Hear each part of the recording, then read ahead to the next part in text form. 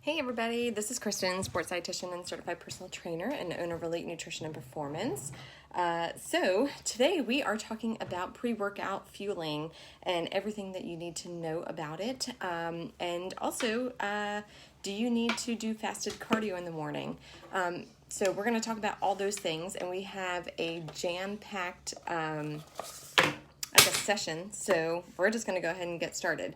So first things first, we're going to talk about why you need to do, what is pre-workout fueling and what's the benefit of it. So first of all, sorry, I have notes over here, so I'm just going to be referring to those. So first of all, pre-workout fueling is basically just eating something before your workout or your training. And we'll get into, what exactly that looks like in just a minute. But basically, studies show that there's a significant improvement in your training session and your workout when you do workout or when you do eat before your workout or your training session. And this is ideally within 45 minutes prior to the training session. Okay. So you need to make sure that you are eating carbohydrates within 45 minutes prior to that training session. And basically by eating before you work out, this is going to be topping off your fuel sources. And so this is going to get your body a little bit more prepared, especially your muscles, for that training session. And so when you do that, it's basically adding carbohydrates to your blood sugar or to your bloodstream. So your blood sugar is like your body's first line of fuel when you are going to work out. So when you run out of fuel in your bloodstream, so your blood sugar, then your body winds up going to your glycogen stores. So when you wake up in the morning, this is really important because you wake up in the morning and you don't really have much of anything left in your system because your body is going through rest and digest at night, and it's really breaking down everything that you have left in your system. So you wake up with your blood sugar actually pretty low, and you're also pretty dehydrated as well because most people go pee first thing in the morning when they wake up.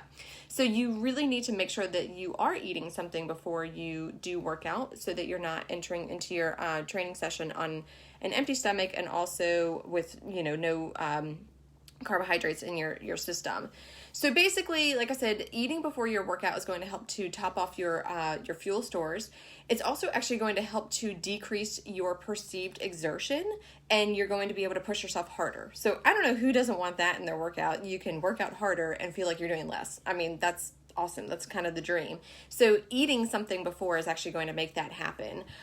It also is going to improve your strength in strength-trained athletes and also endurance athletes. I mean, we need to have strength to do that. It's also going to improve your glycogen stores for strength-trained athletes as well. So glycogen gets stored in your muscle and in your liver. So we have many different muscle fiber types, and the glycogen is going to go into each of those different muscle fiber types. And this is also the same for endurance athletes. So endurance athletes use a different set of muscle fibers than a strength-trained athlete. And so eating before is actually going to increase your glycogen in both muscle fiber types for strength training and for endurance. As for endurance athletes, it's also going to help to improve your VO2 max while you're training, which is awesome. And eating before and after, this is number one, is going to help to accelerate fat loss. Everybody, I mean, almost everybody that I meet with wants to lose body fat. So just by eating before and after your workout, which people would think is not going to be helpful, it's actually going to counteract weight loss, is going to help with fat loss.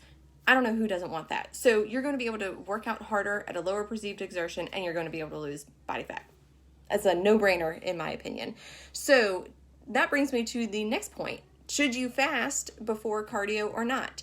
You probably already know my answer, but the answer is you should not fast before cardio.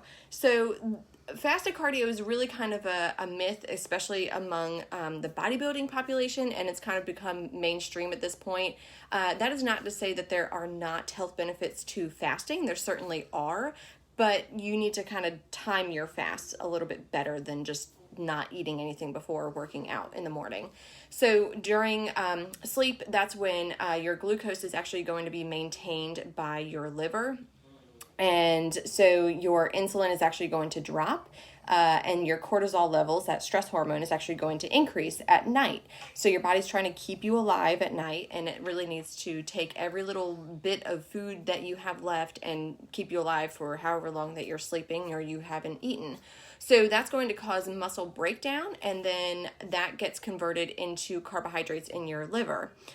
So if you are skipping breakfast, and then you're trying to work out on top of that, first of all, your workout's probably going to suck because you have no energy. But then two, you're actually breaking down more of your muscle mass as a fuel source. And we don't want that to happen. You want to keep that muscle there, which means that you need to eat carbohydrates because carbohydrates is muscle sparing. So also, skipping breakfast is associated with a higher risk of diabetes and cardiovascular disease. So I don't think any of us want that anyways. So what do you eat? Carbohydrates is number one. And I know right now the ketogenic diet is like the latest fad and it's the greatest thing ever, but I'll tell you, it's not. All the research actually supports eating carbohydrates. So you really need to eat carbohydrates as well as a little bit of protein. You could skip the protein if your workout's not going to be very long. I would say under an hour. But if it's going to be over an hour, you definitely do need to include a little bit of protein in there because the protein helps to extend the energy out of your food or time release the energy out of your food. So definitely carbohydrates, a little bit of protein, and low in fat. You don't want a whole lot of fat because that slows down the digestion of your food, and so then it prevents that that fuel getting to your working muscles. So it's not going to be beneficial for you. So you really want quick digesting carbohydrates. So fruit would be an example, or like white bread, or anything that's low in fiber. So like crackers that are not, Triscuits or whole grain crackers, muffins, bagels, that type of thing. Now, how much that you eat really depends on a number of individual factors. So this depends on, have you been eating prior to workouts? How much have you been eating? How much is your total caloric intake for the day? And then do you have a sensitive stomach or not? So this is where a sports dietitian, like myself, really comes in handy because we can help to calculate out exactly how much you need to be having before your workout.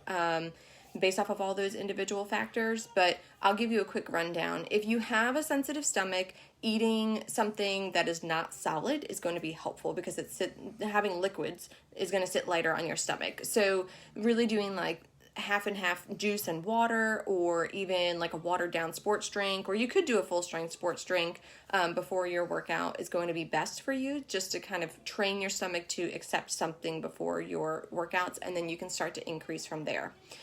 If you are used to having something before a workout, and especially an early morning workout, if you're okay with eating, you don't get sick, then you could do solids, which would actually be better because it's going to stay with you a little bit longer. So this is where you could have something like a banana and some milk, banana or an apple and peanut butter, or yogurt and a little bit of fruit, waffle and some milk, something along those lines.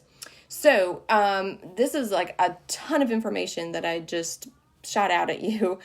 So what I want to do, if you guys need additional help with this, is I actually have a pre-workout guide that is actually going to be up on my website, but I'm going to put the link in here for you guys that you can download. It's $7 for that pre-workout guide, and what that does is it actually teaches you exactly how much that you need to be taking in prior to your workout. I give you all the calculations that I would do with my clients to figure that out, and then I give you examples of what you can be taking in based off of those numbers, and I give you my favorite pre-workout snacks, as well as my early morning pre-workout snacks and anytime pre-workout snacks, and I give you a couple of recipes in there as well. So I'm going to include the link for that in here, and like I said, you can download that. It's $7, and that gives you everything that I would help my clients do, figure out on their own. Or if you do need additional help, you can certainly sign up for a free no obligation consultation with me. Just go to my website, elitenutritionandperformance.com/consult, to sign up for that, and we can discuss how I can help you a little bit more. So if you guys have any questions or anything, comments, concerns, please drop that in the chat box. And thanks for watching, and have a good rest of the day.